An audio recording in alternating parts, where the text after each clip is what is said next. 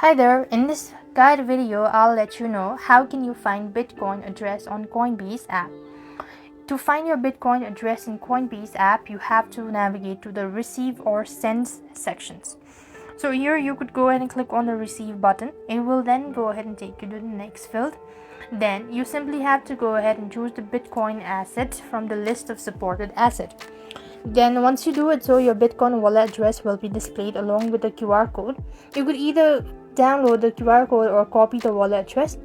And once you've actually done it, so you could then go ahead and share this address or the QR code with the sender to receive Bitcoin. And that is how you could find Bitcoin address on Coinbase. And if you're unable to find it, so then you could go ahead and click on all asset and go to the Bitcoin section. Here you'll be able to see the receive option. You want to simply go ahead and click that out, and that will be your Bitcoin address on Coinbase. And note that the address for Bitcoin or for the asset will be different according to the asset that you're sending or that you're receiving.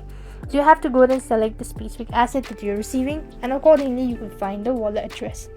I hope the video was helpful. Make sure to like, share and subscribe. Thank you for watching. See you in the next video.